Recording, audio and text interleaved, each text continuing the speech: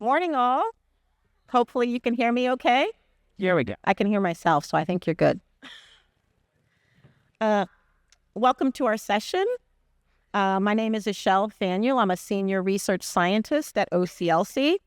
Several of us started today talking about improving open access discovery for academic library users at breakfast this morning. So I'm really pretty excited to continue this conversation with a fantastic group of library leaders. Molly Beisler, professor and director of collections and discovery at the University of Nevada, Reno Libraries. Harriet Green, vice dean at the University of Arizona Libraries. And Lisa Janicki Hinchliffe, professor and coordinator for research professional development, University of Illinois, Urbana-Champaign. Again, University Library at the University of Illinois, Urbana-Champaign. So I'm going to start by providing some background from a recently published report for the Open Access Discovery Project that colleagues and I worked on at OCLC. And it was in partnership with two Dutch library consortia. Our aim was to investigate how academic libraries can improve the discoverability of scholarly, peer-reviewed, open access publications for their user communities. We recruited 7 Dutch academic libraries to participate in this study, 4 from universities, 4 from universities of applied sciences. Each library completed a survey, and we did group interviews, 2-hour group interviews with each library. In total, 37 primarily library staff participated, and they were across a range of roles. We followed that up with a user survey from users at the same institution. There were 461 survey respondents, and again, a range of roles: students, teachers, researchers, PhD candidates, and professors.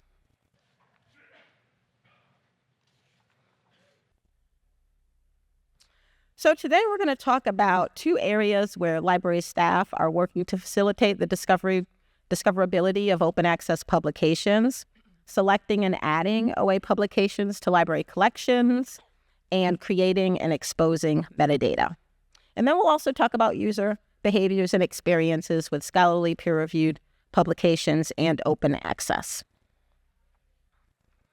So in the Dutch study, we found that it was easy for library staff to add OA collections or OA publications to their discovery system through the central index or through the knowledge base, but it was difficult for them to evaluate and manage those collections or those publications.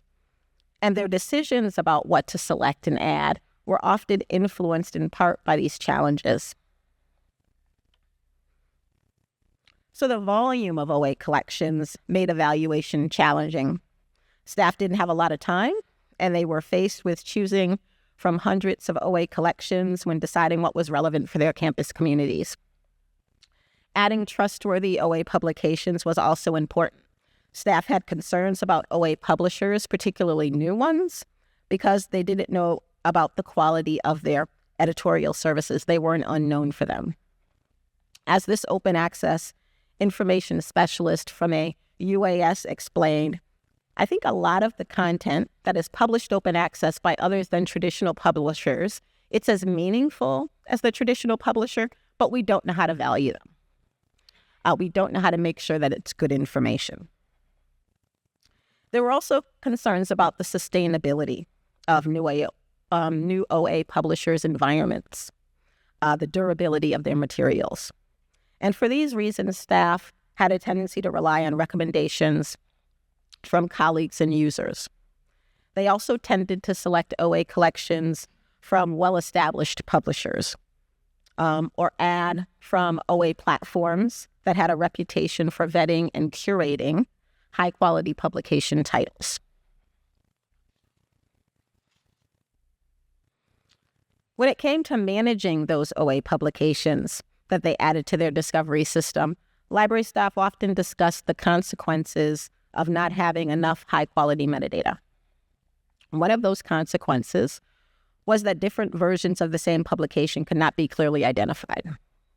Another was that it was just hard to manage the duplication that occurred when OA publications were packaged into multiple collections, or when publications had both OA and purchasable versions.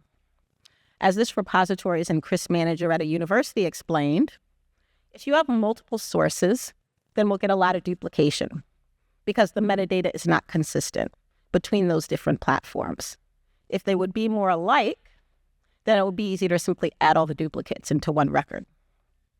Participants at this institution talked about wanting reliable, persistent identifiers to be able to merge those duplicate records introduced when adding away from multiple sources.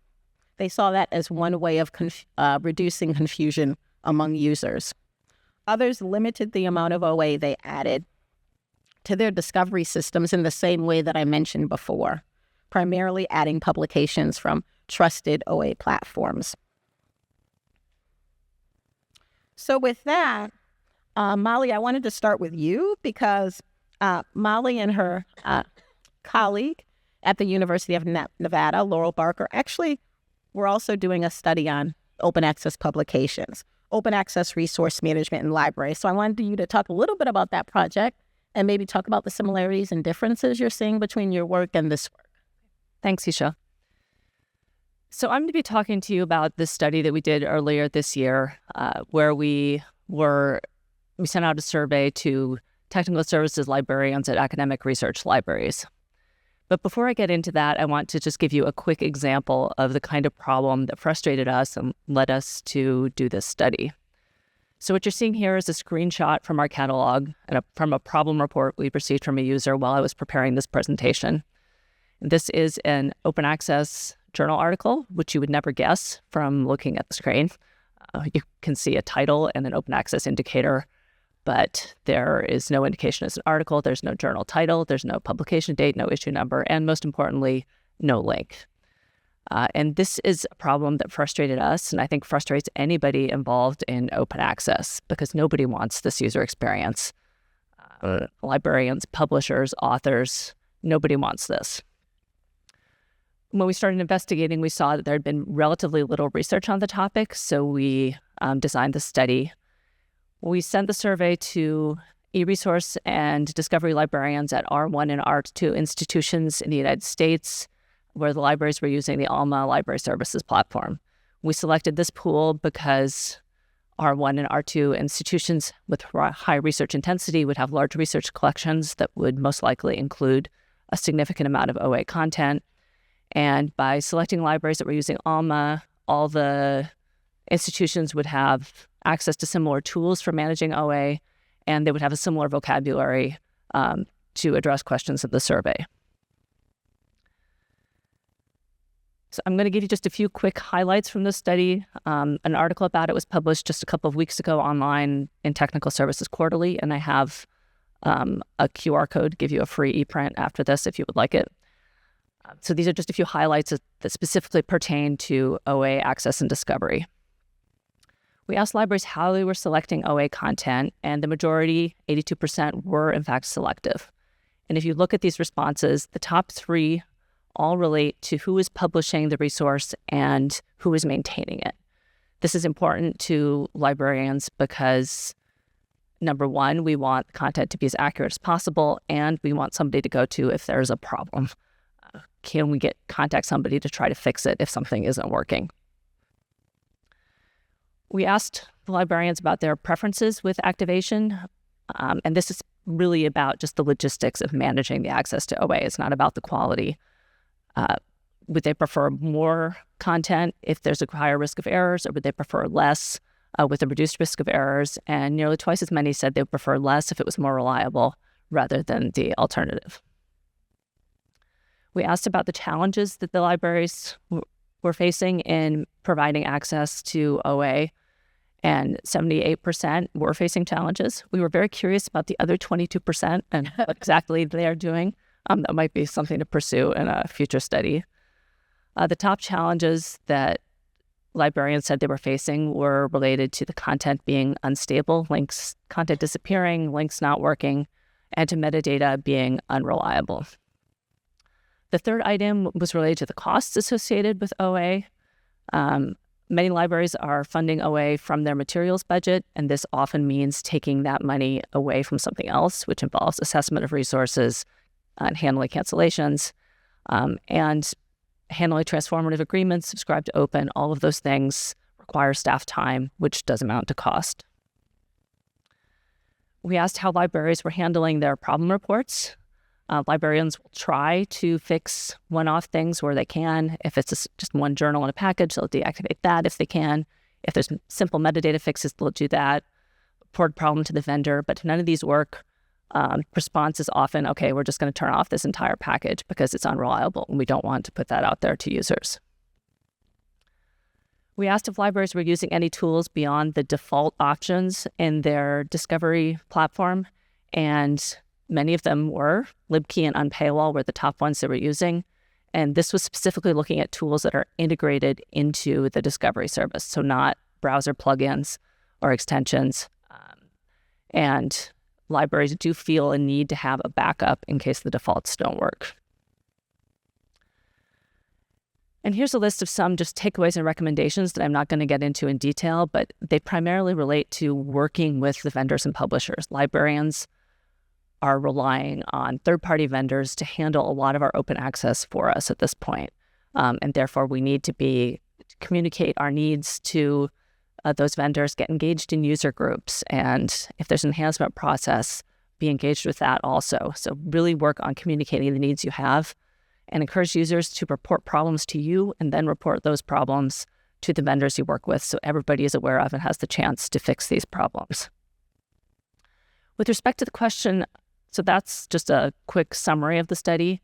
And with the question on what similarities and differences we saw from the Dutch study, what really stood out to me was that despite rather different OA environments, like in the US, there's less infrastructure, less collaboration on OA initiatives, the problems we're facing are still very similar. That unreliable metadata and problems with linking dominate the problems that we have. And that's leading libraries to be careful and selective in what kind of OA we are providing access to. Thanks, Molly. I was wondering, Lisa and Harriet, having heard both of these studies, what's your reaction? What would you suggest maybe as some paths forward when thinking about selecting and adding OA publications to library collections in your libraries or in just libraries in general? You first. So yes, both the Dutch study and Molly's study presented good examples and reflections on kind of what we're doing at Arizona, and I'll talk a little bit more later about kind of the broader scope of the repository network. But for us, the collections, the big thing was collaboration. So our lead for institutional repositories and for collections management have long collaborated to address these challenges of getting materials into the catalog and optimizing discovery, especially when we migrated to Alma Primo. So we're constantly looking for ways to integrate open access, both the content that we're creating and the publications that we subscribe to.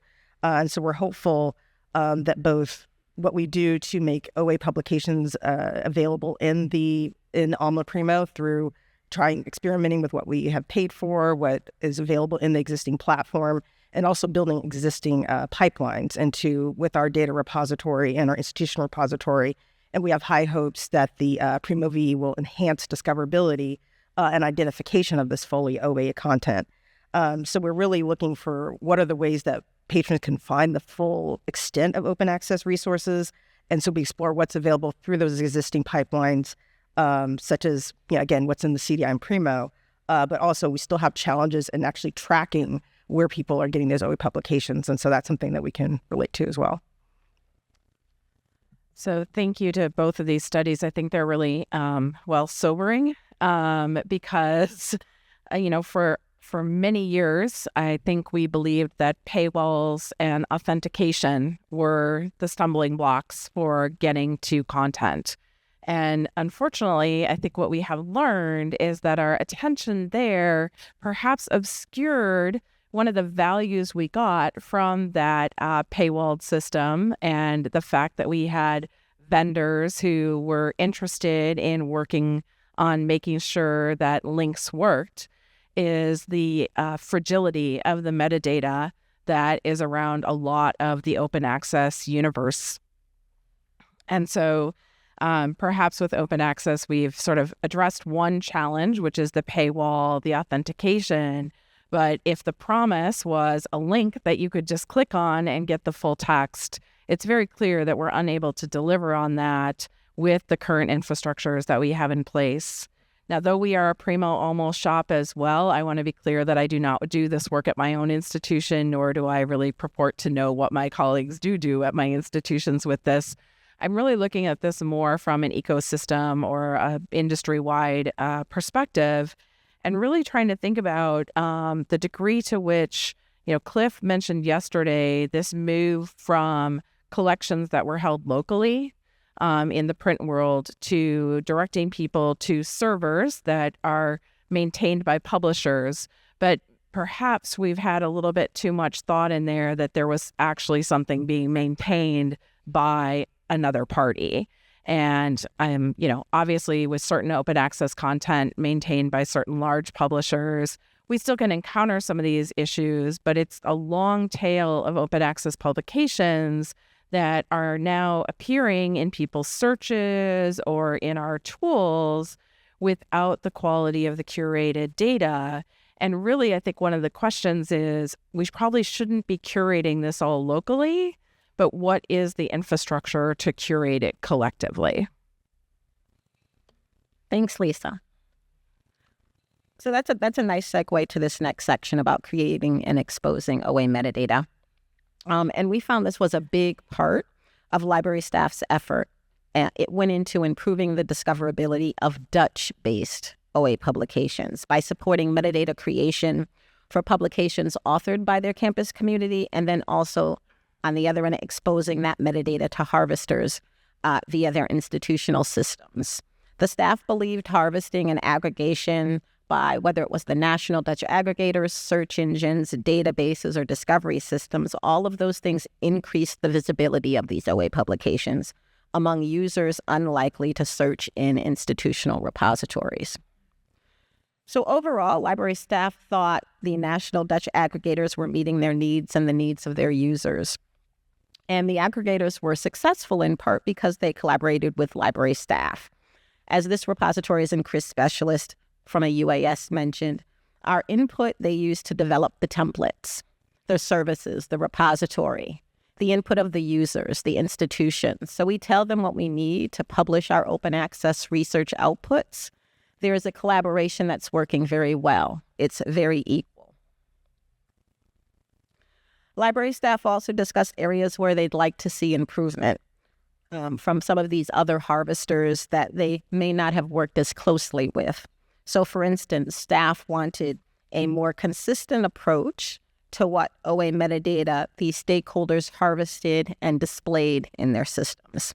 In some cases, the metadata fields available across different stakeholder systems varied. Their metadata formats and standards did not necessarily support all of the things that library staff thought were important. In other cases, the labeling for the publication's version or the status as OA caused confusion because it wasn't consistent across different systems. So as this metadata specialist at a university explained, we already have that open access button in our discovery, but that's only for our repository. So it's confusing for our researchers because it's just a small set of open access. Library staff also pointed out areas where they needed to improve. They had mixed success getting authors to deposit their OA publications into the IR. And the metadata for these publications was all at times incorrect or incomplete. As this repository and CRIS manager from a university explained, if it's about discoverability of the publications, we need proper metadata, identifiers, information about open access status, as well as all the basics, which sometimes we're also missing. So we can think about keywords or were incorrect. So we can think about journal titles varying user to user. Library staff also discussed several ways to improve metadata quality. They wanted to add features and functions to their institutional repository, and they also wanted to increase outreach and instruction to include what OA discovery means and what it takes to make OA discoverable from the perspective of the user, in addition to their outreach and instruction around OA publishing. So with that, I actually want to turn to Harriet. She alluded to this. She was a member of the inaugural steering group formed to guide action planning for the U.S. Repository Network. And the University of Arizona is also part of the pilot project, which was launched in November of 2023. So we're like a little over a year into this. And the aim of that project was to improve the discoverability of articles in repositories. So can you speak to the level of collaboration and how that's positively impacting OA discovery and any future possibilities that you see in term for USRN? And whether how that's maybe a catalyst for academic libraries as well? Yes. So to first give a very brief, quick background for those of you who aren't as aware, the U.S. Repository Network was founded by SPARC and the Confederation of Open Access Repositories, CORE, as a way to bring together the diverse repositories across the United States to show the capacity and capability of repositories to meet the research data sharing needs, specifically in response to the OST memo and forthcoming and current federal funding mandates. So really being able to provide an initial national voice for repositories, advocate for the role of these distributed network of repositories in our national infrastructure, and collaborate with policymakers and funders to transform research communications. So as Ixil said, I'm a member of the steering group. That's the primary governance to date. The USRN was initially led by Tina Bache, now by Jennifer Beamer, and is co-chaired the steering group by Vicki Coleman, Dean of Libraries at North Carolina, A&T State, and now Christy Holmes at Northwestern, in succession of Martha Whitehead. So as Ixil mentioned, we have a discovery pilot that took place this past year with 22 participating institutions, and it really was a way to really pilot how this initial network can get going in terms of both the characteristics of repositories in this network, and then really how we can collaboratively and collectively share metadata and other aspects to enhance discovery. So they first assessed how each institution's repository aligned with the desirable characteristics of repositories, which is one of the first documentation that the USRN put out last year. And this really establishes consistent standards on how we might approach discoverability in our institutional repositories. And this alone, just seeing this alignment, and the 22 institutions ranged from institutions that had early stage repositories to advanced established repositories, and even getting everybody in alignment enabled discoverability of over 2 million items just by adjusting the OAPMH settings in alignment with these desirable characteristics. So that alone, was a really major first step that we found in early findings that the group has found. Then also working with this core dashboard, and this is another group, the CORE dashboard, these institutions worked to connect the repositories to this pilot dashboard to look at tools for OA compliance, metadata quality, assessment and enrichment of the repository health, and access to raw data about access to the OA works. And so this pilot, again, they're still synthesizing findings, but has really, again, helped repositories increase discoverability and think about how do we collectively build tools. And at University of Arizona, it has helped us assess our own infrastructure. We have a default to open policy, and so this has really given us a good grounding and another concrete way to advance acquisition and discoverability of open access, and really shown what are the ways that we can apply tools to enhance open discoverability for our repositories. And so more findings will be coming out from the USRN on this discovery pilot, but we've really seen some catalyzing ways on how academic libraries can collectively work together. Great, thank you. I'm wondering, Molly and Lisa, in the context of creating and exposing metadata to improve discoverability, what collaborations are working well? And you can talk about broader than your library or within your library, and what relationships would you like to maybe see forged or strengthened? So I'll take that first. I would say that one of the most important things you can do at your own institution is to have a strong collaborative relationship between the library and the research office on campus, and maybe the Office of Assessment also, if that's different than the research office. There are opportunities for collaboration. There are various parties at your institution that are interested in research output and OA output. We've been trying to get off the ground with getting faculty to really use their ORCID IDs and to tie their ORCID identifier to the institution so we can see that data from the library's point of view. If we can find out what faculty are publishing OA, we can then work on making sure it's in our IR and work on curating the metadata to make it more reliable and exposed to the broader community. So that would be one concrete suggestion I would have. I think it's really heartening the sort of improvements that Harriet talked about through this collective working together in this network. So it's great that the metadata is now more discoverable. I think the question still is the sort of the next mile problem of, okay, so the metadata is more discoverable, but are the platforms actually going ahead and discovering it and utilizing it in order to improve the platforms or the search tools where users are searching for this? Because the users are probably not going to a metadata feed from our collective repositories thinking, oh, what a great place to search. No offense. No. Sure. And so this is an interesting question, right? So we've identified pain points in the system, and different groups are sort of positioned to be able to make a certain amount of progress. I can see why the repository group was motivated to make this change, but I think there's still this question, what is going to motivate the search tools, the platforms, to ingest and better manage this metadata so that when the user experience, as Molly showed us, is improved? Because seeing something that says text resource with a title, no obvious link, I mean, even as a librarian, I looked at that first and was like, isn't that a book? It's not a book, right? And so like there's a lot of work to be done, not just in harvesting that data, but then how is that data displayed? So good work on like the next 50 feet of the problem, Right. but there's a long pathway between that and the user's computer. Uh-huh. Okay, and with that, we're going to actually turn to, I want to highlight some findings from the user survey and then get the take of the panel that we have assembled here. So in the Dutch study, we found that most users had heard of OA, but only half knew a lot about it. Searching for and accessing open access publications was not very easy for users, to Lisa's point, right?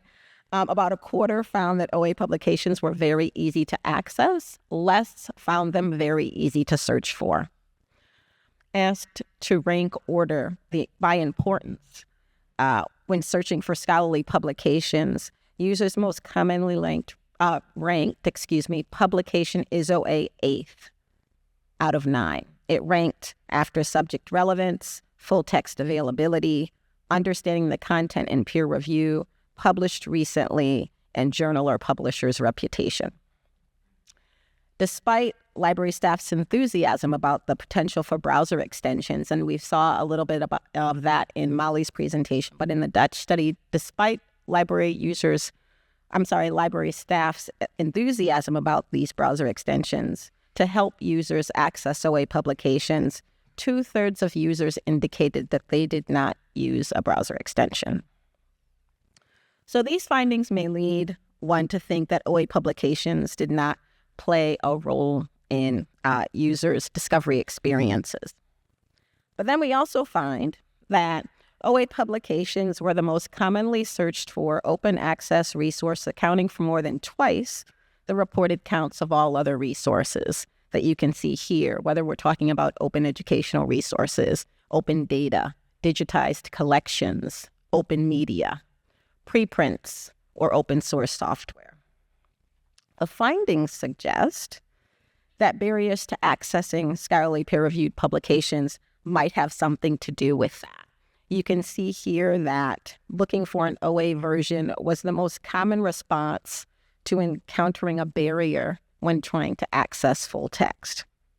Moreover, user findings suggest that the library has an important role to play here as well, because logging in with institutional or academic credentials was the second most common action after looking for an OA version. The library search page or catalog was found to be the third most common place that users went to search for scholarly peer-reviewed publications in general, OA or not OA.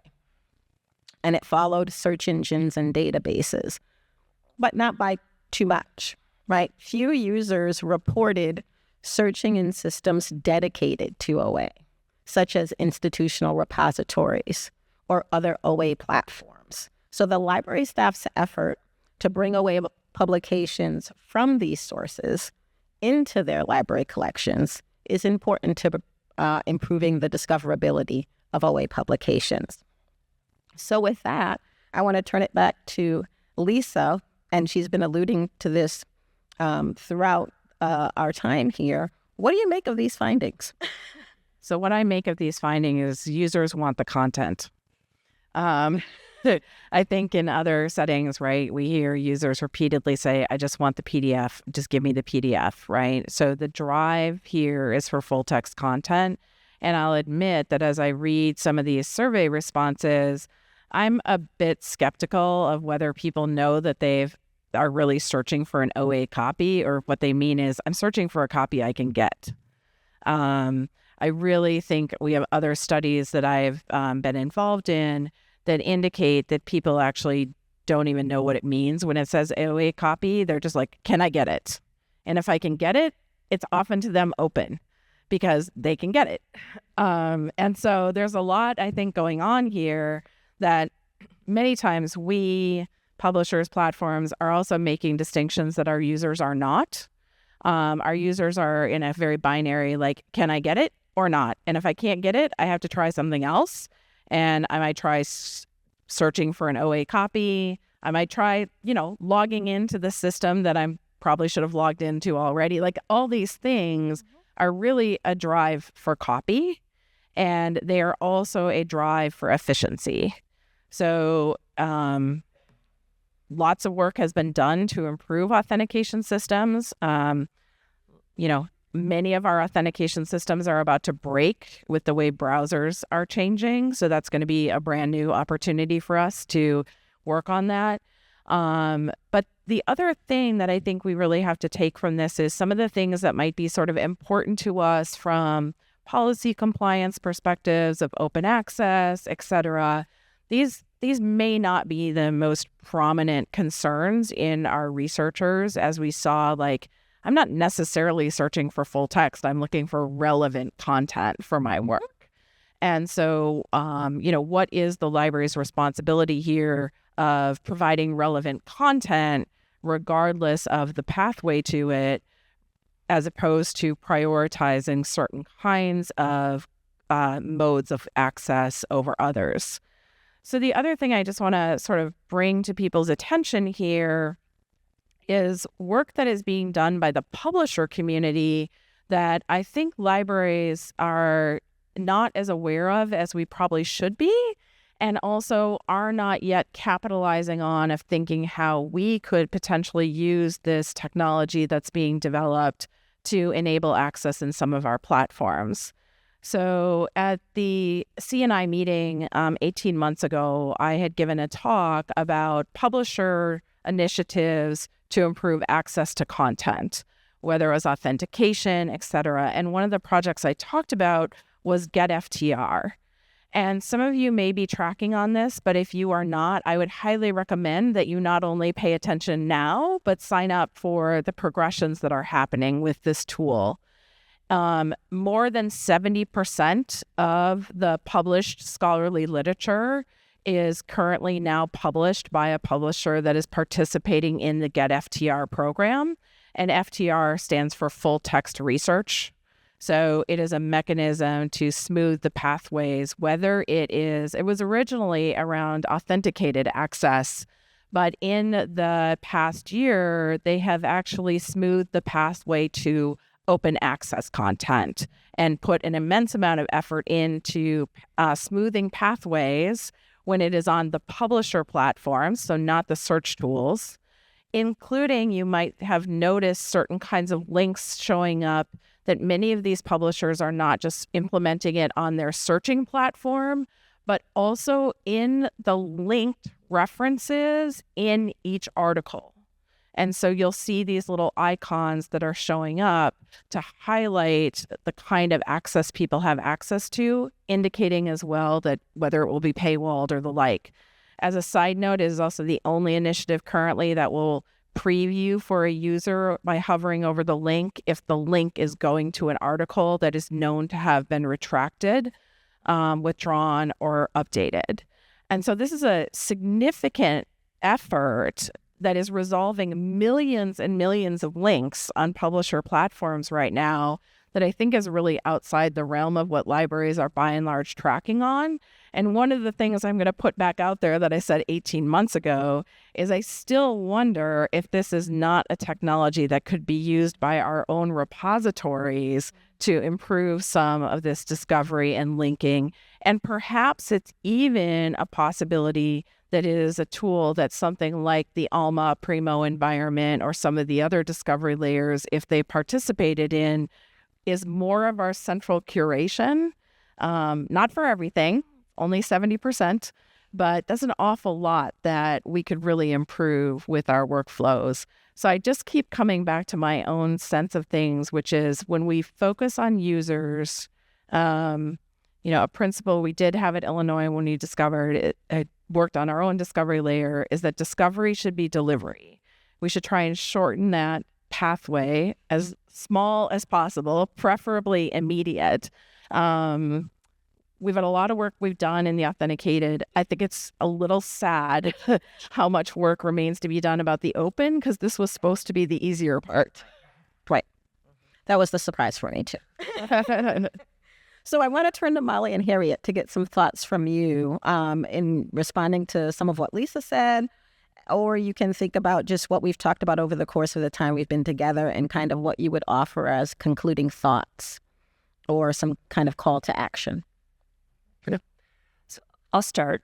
I would say that my advice, and this is coming from my perspective as somebody managing collections, discovery, resources, is to improve this, get your own house in order. Figure out what things are under your control and try to improve that. This could involve making sure that in your IR, make sure you are using DOIs and permalinks and exposing them and making sure that users are seeing them.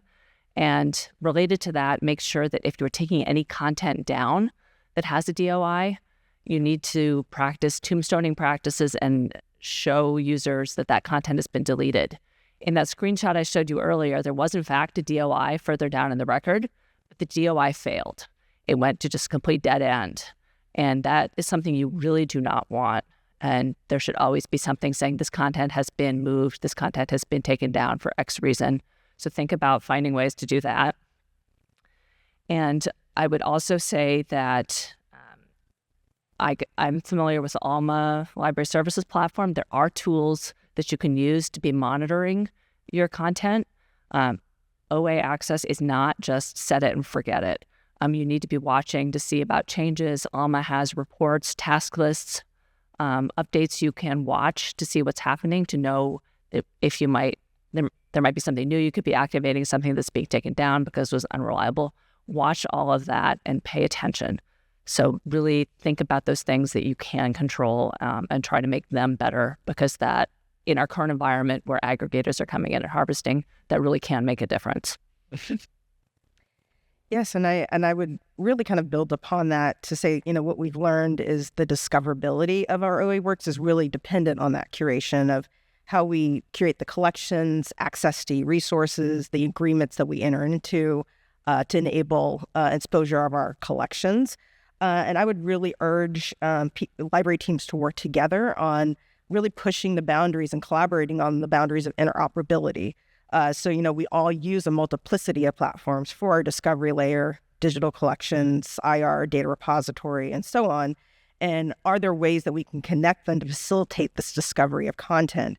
And we've been really doing work to think about how do we connect both the collections that are built into the discovery layer, but also, as Molly was saying, what are all the other tools we can use and work with partners to advance interoperability and reduce these silos of content. And so we see opportunities as well in working with consortium partners around both the digital collections and shared print on collaborative avenues to address challenges with are there multiple ways that we haven't even thought of for getting to open access and advancing discovery open access.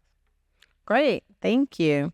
So now we're going to invite questions from the audience. And while you all are making your way to the microphones, I see someone up and ready. Hi, Pascal Calarco, University of Windsor.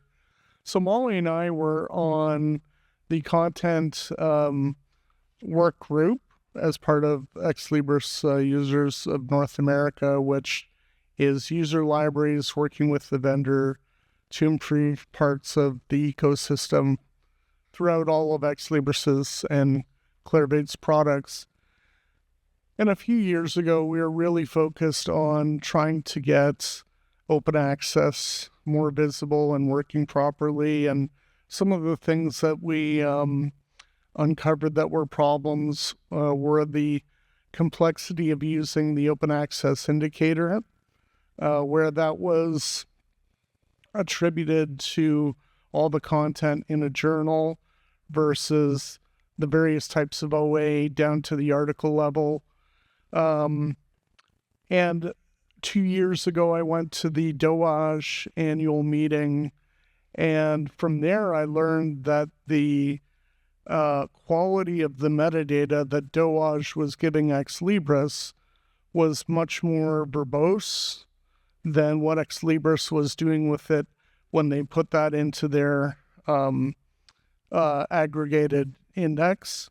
And I'm wondering if that's changed over, say, the past 2 years, and if any of you can comment on to what extent this is really the responsibility of the central discovery index vendors. The other thing that I'm interested in is the segment of open access content that's Diamond OA. And, we can increase the value proposition of Diamond OA content by getting it to more users and getting more eyeballs on it, and how best we can perhaps help out that range of OA content. Thanks. I can speak to part of that. I'm still on the content working group working with Ex Libris, and OA remains an issue, especially the title level open access tracking as opposed to the article level tracking. And that's something that, Harriet's been working on this project for article level indicators, and that needs to be addressed. Something that came out in the open-ended comments in our survey was widespread frustration with hybrid content, which just causes problems everywhere down the line, where some articles in an issue are open, some are not, some issues are open, some are not, because I think a lot of this aggregator-based access, it's like a game of telephone. Every time the data gets harvested, something gets garbled. So by the time it gets to the end user, pieces may be wrong. And often, whether it's open access or not, unfortunately, that may not be accurate. So we really need to think about that. I do... on Paywall, LibKey, there are various vendors really working on, along with the Get FTR project, are trying to address this issue. And the metadata is very slowly improving, but there's so much of it out there, like floating around still. It's going to take a long time for some of those changes to filter out. And I would just add, in terms of to answer the question about Diamond OA, really thinking, again, what are the ways, the open access works in Diamond OA are often in multiple avenues, multiple platforms. And so what are the ways that we're working together to make them more discoverable, that they're not just sitting in the repositories? So I think it's, again, a complex question of what we can access from vendors, what are ways that we can, especially given the global nature of that, what are the ways that we can make those more accessible and get our own collections to really connect to those collections as well. Yeah, and I always just keep coming back to the user, and I'm sort of having this moment of, so I think looking at the data that was presented here about the top priorities, which is like, I want data, I want articles that are relevant to my research, I want so it's hard for me to sort of say we should sort of be like, you should use a diamond article rather than this other one that, and like, yes, I guess if it meets all those other priorities. So I think what is being kind of revealed in that question is the challenge libraries are currently having with some of the work that we're doing to sort of fund a transition to certain other kinds of publishing, where we then want to see those materials used because we've invested in their production, and where any given campus's users might be most interested in the content. And there's a tension there for us between when we're acting sort of, if you will, on the publishing side versus there can be a tension, I should say, when we are acting sort of on the priorities of our researchers. There are times they certainly overlap, and I would imagine for most institutions, part of their decision about investing in Diamond is also looking at their user profile. But I think there are some tensions in that we still need to sort of figure out, which is the role of when we funded something, if we would not be happy if Elsevier prioritized their journals in the Scopus interface, we would say that that was sort of inappropriate.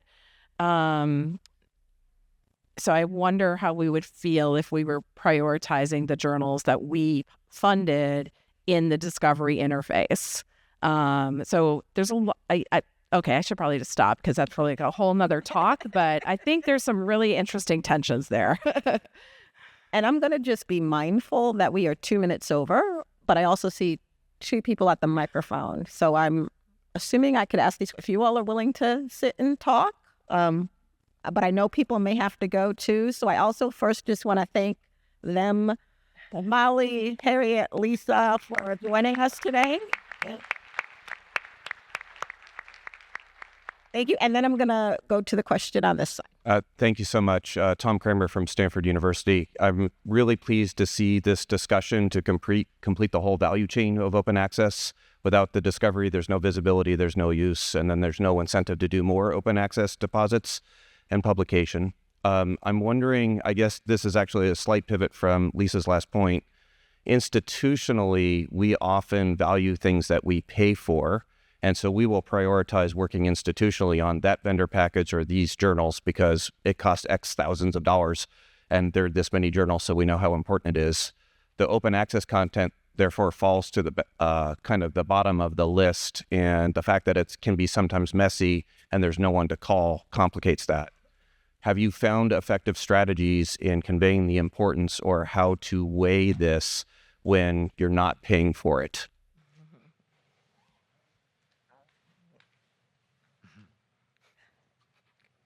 I mean, I'm just thinking of Molly's research, which kind of says the effective strategy is to get rid of the problem and shut it off. So that's not exactly in keeping, though, with the priority that you were suggesting we might want to pursue. I mean, I would say that, at our library, we've made it a principle of our guiding principle of our collections and the way that we're approaching information access. So really, as we curate collections and develop out our systems, we're really thinking not only, the collections that we've invested in, but the broader research ecosystem and how our principle default to open really means what are all the ways that we're enabling the broadest access to research. So that's really something that we keep in mind as we're migrating, as we're thinking about all the collections that we can connect to. So for us, it's really what is the research that we need to connect to the users, and making it something that a principle that cuts across all the things that we do for acquisitions as well as systems and research support as well. Great. And then it looks like the last question over here. Thanks. Rob Cardilano, Columbia. Thanks for a great presentation. Lisa, you said Discovery should be delivering. I thought that was really great. And I'm wondering, do we have exemplars where discovery is delivery that we really want to highlight. I'll throw out 3 potential ones, just, Fulcrum, for example, that has open access, but also has an OPDS feed to provide to delivery coupled with discovery. OAPen.org does the same thing, generates an OPDS feed, so you can get to the MIME type, you can download the file directly. And Tarosa, Caracellini Libri has Tarosa open access. These are 3 that I've identified, but is there a registry of exemplars that we might actually point to show the way for others to either locally modify their repositories or for companies to adopt those practices? Is that the principles you just developed with the repositories? Maybe. Sorry, we're deciding if we have an answer. I think that principle, as I was articulating it, is one that at Illinois we articulated for all of our content, so it wasn't a particular open access. And if people are curious, there's a scholarly kitchen piece with that title, Discovery Should Be Delivery. But I'm thinking with what Harriet just was talking about with the work the repositories did of the discoverability, it sounds like anyone that's participating in that project might be an exemplar, but I'm also wondering with what you just suggested, it's probably not just enough to point people to something and be like, this is a good example, because especially if we're going to share best practices across the field, we actually need that sort of meta piece that is like, what decisions did we make? How did we make these decisions? What compromises did we have to make that we admit we made it? Those sorts of things. So it might need to be more than just examples. It might need to actually be some sort of curated toolkit collection. Yeah, which I would say yes, the USRN and Jennifer Beamer's here in the audience who can talk much more afterwards, but really the discovery and the ways that repositories are linking to the materials through the discovery pilot are really meant to really directly get users to the content in the repository as soon as possible. Yeah. Thank you. And with that, I'm going to thank the audience for sticking with us, as well as just thank Molly, Harriet, and Lisa again for their time today. Thank you all.